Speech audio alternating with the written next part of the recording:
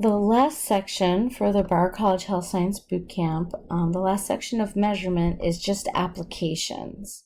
So let's just try using the conversion factors that we know from before, from US to US, metric, and then US to metric. Those different charts, you'll have to reference them and do some application problems. So, a prescription for a child is written as 1 teaspoon every 4 hours. How many milliliters will you draw up in an oral syringe? So now we want to convert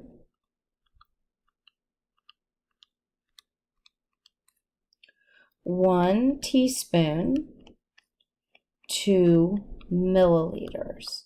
So you're going to pull out your notes for metric conversions, US to US conversions, and metric to US conversions, and look to see what kind of conversions you have. So I have actually added these over here. These were the 3 conversion charts all together. So we want to convert from teaspoons to milliliters. And if we look at our US to metric, we've got ounces to milliliters.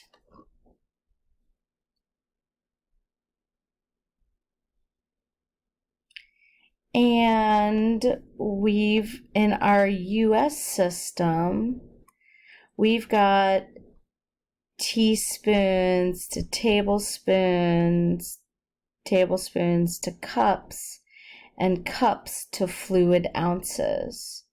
Then, once we have it in fluid ounces, we can change to milliliters. So let's use the fact that there's 3 teaspoons in a tablespoon. So we'll start with 1 teaspoon. We know that there are 3 teaspoons in 1 tablespoon. Then we know that there are 16 tablespoons in 1 cup.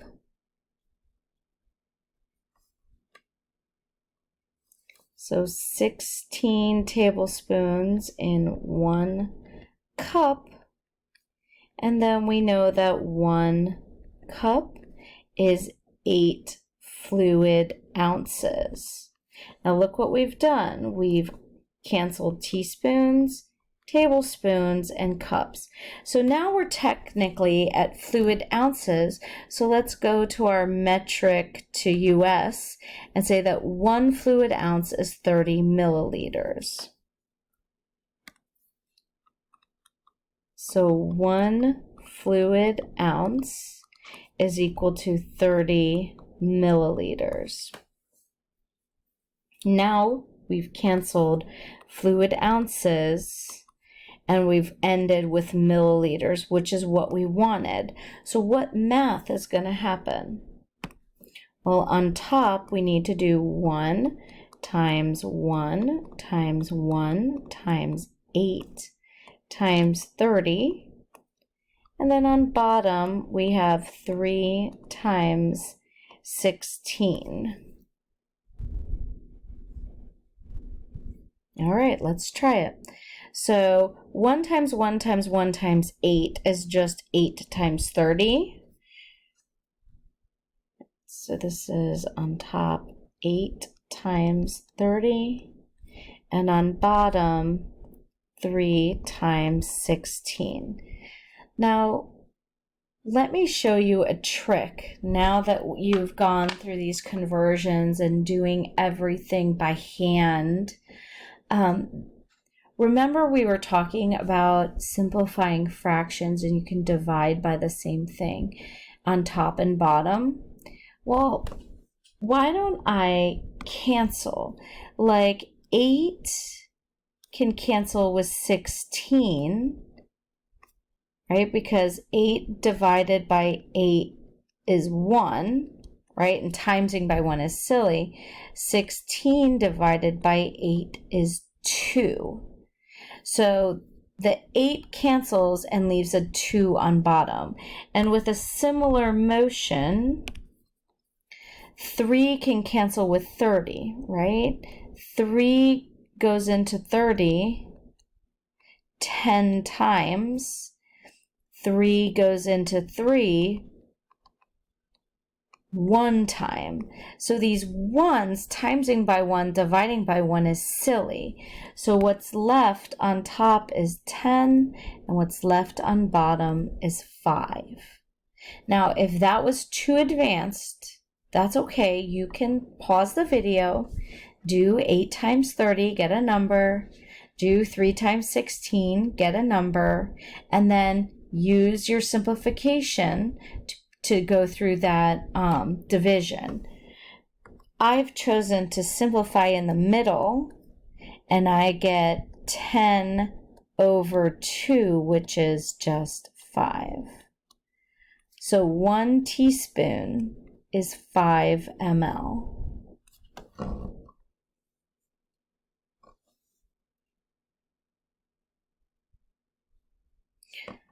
Okay, a patient's prescription states to administer 1 ounce of medication. How many milliliters will you use in your medication cup? So we want to convert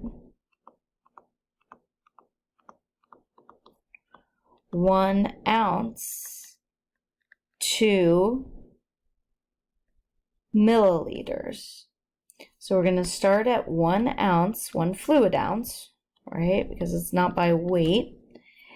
And then what do we know about ounces and milliliters? We know that 1 ounce is equal to 30 milliliters. That is from your US to metric. We just used it, so that's the reason I knew it. 1 fluid ounce is 30 milliliters. So okay, here the ounces canceled, and I'm just left with milliliters. The math on top is 1 times 30.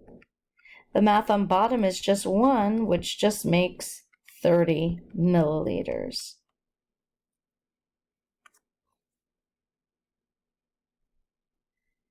Okay, let's talk about temperature conversion. So between different countries, they measure in Celsius or they measure in Fahrenheit. In America, we measure in Fahrenheit. And in other countries, they measure in Celsius. But when you have somebody come into your ER or into your office, right, your examining room, maybe they're from a different country. Maybe they measure in Celsius or they measure in degrees. So what you need, or Fahrenheit, sorry, degrees Fahrenheit. So you might need to convert between those. Now that conversion is a formula conversion. It's not a times by a clever form of 1 conversion. So let's convert 104 degrees Fahrenheit into Celsius. So I've got an F number, so I need to plug it in to get A equals C. So I know C equals 5/9 times the Fahrenheit number, 104, subtract 32. So now order of operations is important. First, you subtract 32. So that would give you 72. 5/9 times 72. Now that 72 is technically on top of a 1. Remember, a whole number is always on top of a 1. So now we can multiply. Now you can pause the video and multiply 5 times 72 and then divide it by 9. But again, I'm going to show you a shortcut for simplifying. If you feel comfortable, you could do it this way. So I know that 72 is divisible by 9, and 9 is divisible by 9. So 9 divided by 9 equals 1, and 72 divided by 9 equals 8. So the math becomes 5 times 8, technically over 1, which is silly, so 40. So 40 degrees Celsius is the same as 104 degrees Fahrenheit. Let's try the other way around. So let's do 32 degrees Celsius to Fahrenheit.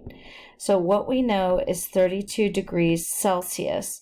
So since we want Fahrenheit, we'll start with the formula F equals 9/5 times C, which we'll do as 32, and then plus 32.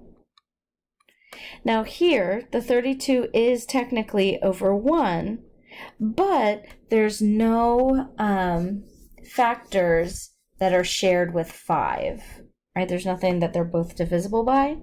And so what we'll do is we'll actually do this math. So let's come out in the corner over here and do 9 times 32. So 32 times 9. That's 18, carry the 1, 27, 28. So 288.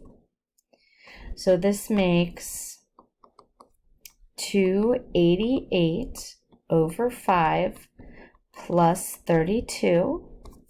And now you could either convert 32 to fifths, but normally you would want a decimal, right? You wouldn't want a fraction. So let's get rid of the fraction by doing 288 divided by 5.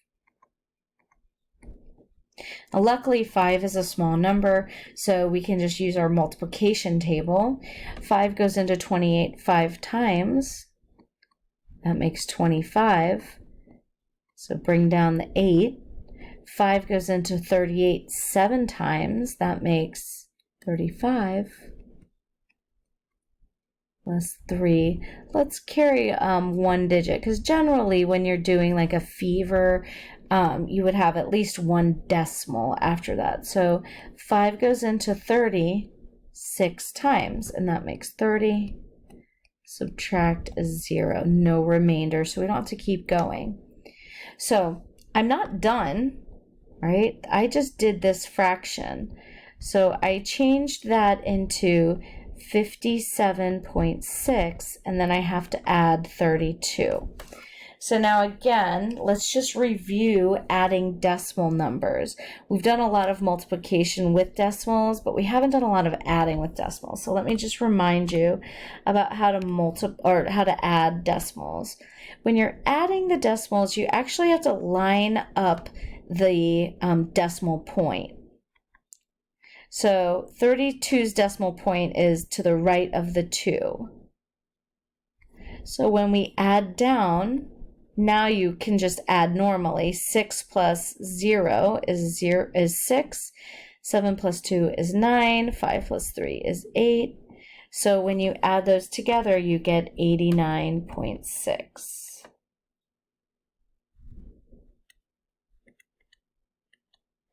And that was degrees Fahrenheit. So somebody came in and said that the temperature was 32 degrees Celsius. You could do this conversion and you know it's about 90 degrees or 89.6 degrees Fahrenheit.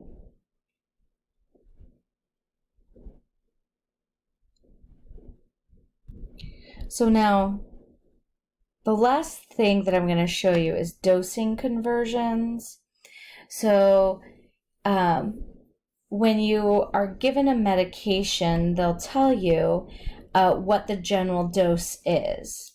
Now, for like ibuprofen, generally they'll say, 10 milligrams per kilogram. So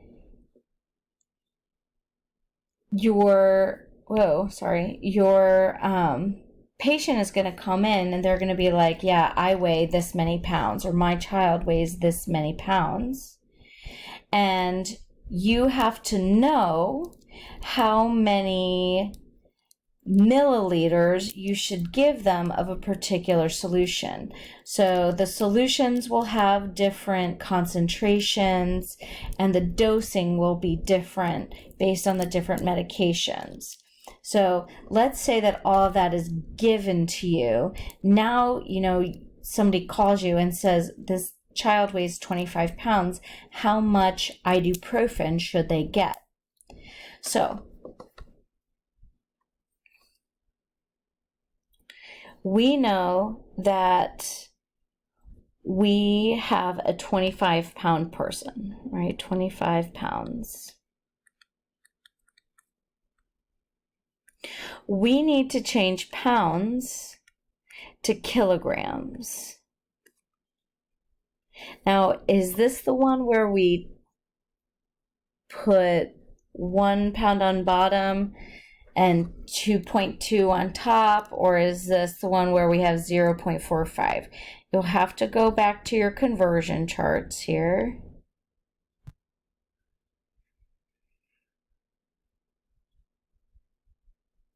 So 1 pound is 0.45 kilograms. Remember, it's easier to multiply than it is to divide. So 1 pound is 0.45 kilograms. So now we could do that conversion and have kilograms. But we know that the dose is 10 milligrams per kilogram. So I'm going to put 1 kilogram on bottom, and I'll put 10 milligrams on top. So now I know how many milligrams of ibuprofen they get. But my suspension, my oral suspension, is 100 milligrams per 5 milliliters, and we're going to end up giving them so many milliliters. So we're going to convert, again, 100 milligrams to milliliters. So this first fraction here in orange is the dosage. And then we have to also take into consideration the concentration.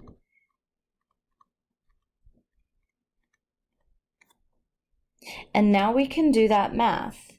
So the math that we're going to do is on top 25 times 0.45 times 10 times 5. And then on bottom, we need to do 1 times 1 times 100. So now when you're multiplying, we have the rule that you can go in any order, right? So what I think would be best is to multiply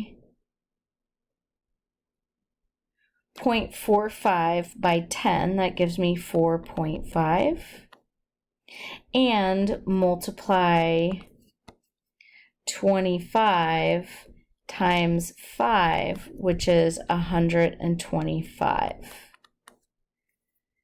Why did I do it that way? Well, because I'm going to have to do this by hand, right? I'm going to have to write 125 times 4.5.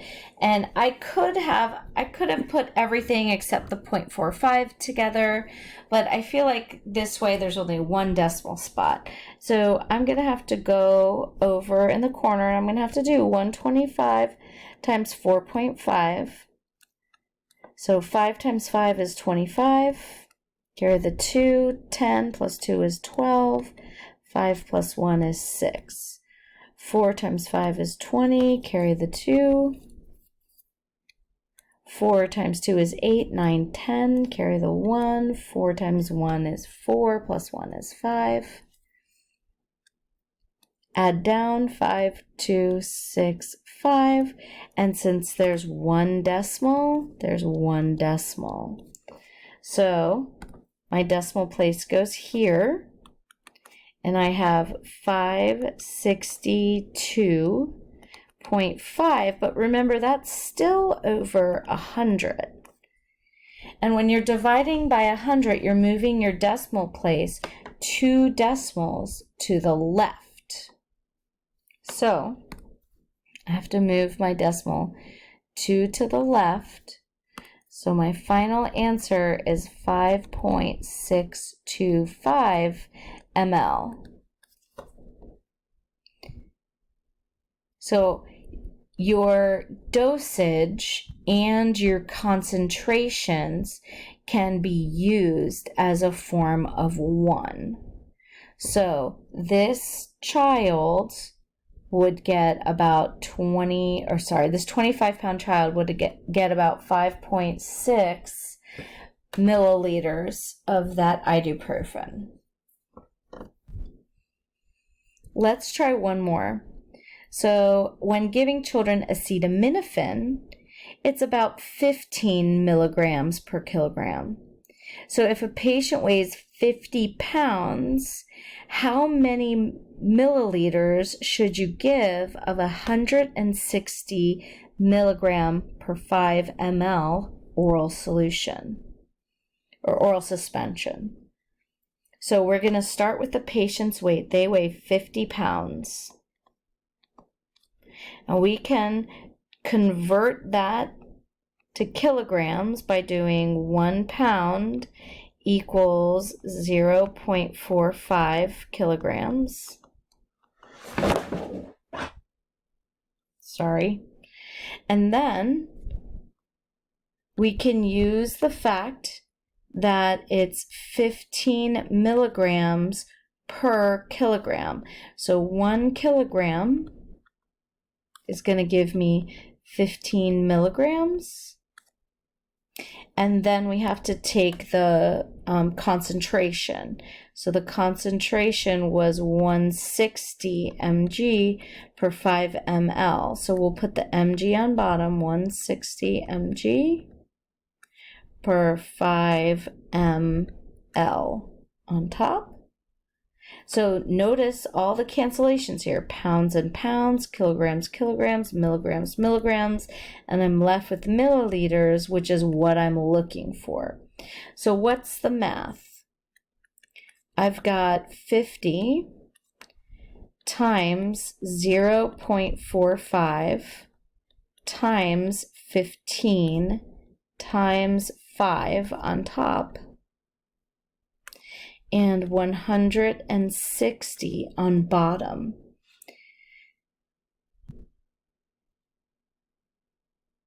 Now, the only simplification that I see right now, I actually see 2 simplifications. So the first simplification, again, you can pause this video, do all the math, do all the timesing on top and the dividing on bottom. But let me show you a trick to cut down on the work here. So the first thing I notice is that 50, these are all times, right? So 50 is divisible by 10, and so is this guy. So it would make 5 here and 16 here.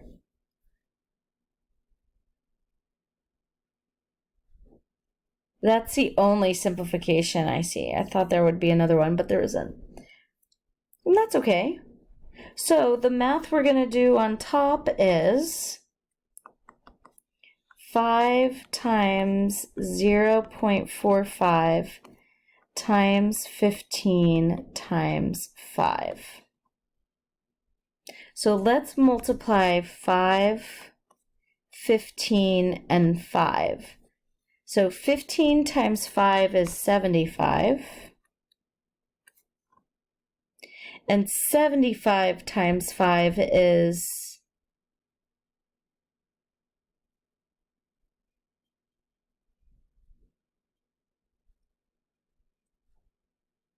1, 2, 3, 4 would be 600.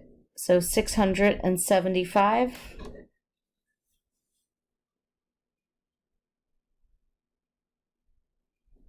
Sorry, 75 times 5.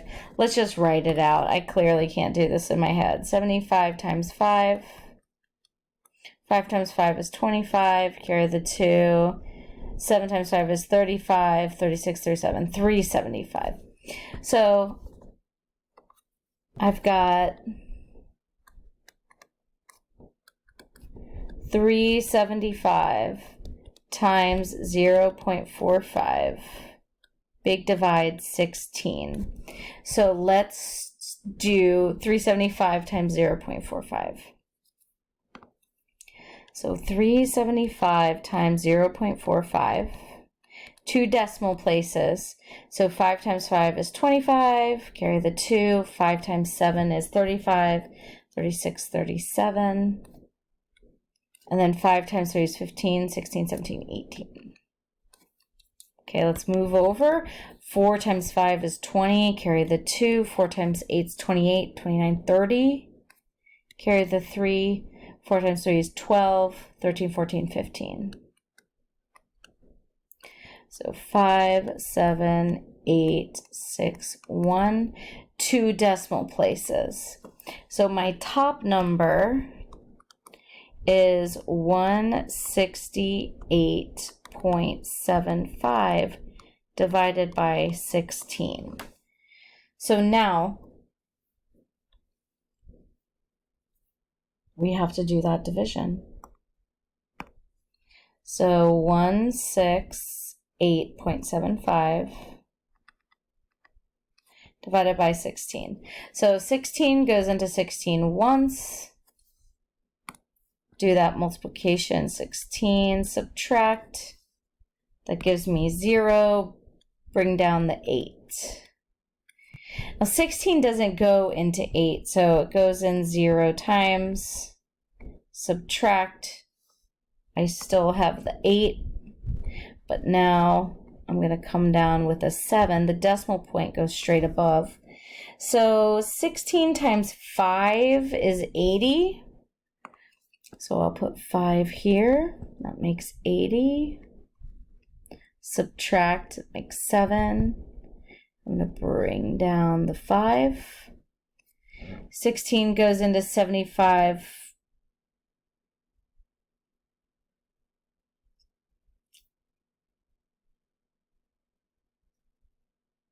Four times, I guess, because 5 times would make 80. So 4 times. And 16 times 4 would be 64. We subtract and we get 9. And then let's tack on a 0 so we could round to 2 decimals. So 16 goes into 90 5 times. That would make 80. And we could subtract, but we're just going to stop because we only needed 3 decimal places. So now our answer will be 10.545. We have to round that, so we're going to round to 2 decimals. This 5 tells me to bump up, so I would have about 10.55 ml. So the point of these two problems is that when we're doing these conversions, right, we used fractions, which were clever forms of 1, which are accepted by all. It's universal that 1 inch is 2.54 centimeters. Every solution and every dosage is going to be different for different medications. But based on the medication, you can use that dosage as a clever form of 1. The concentrations will be different in each medication. So sometimes the doctor might prescribe something that is in a different unit, right? Maybe it's 1 pill. And so you have to do the conversions to see how many pills you would give the patient. So you can use the concentration and the dosages as clever forms of 1.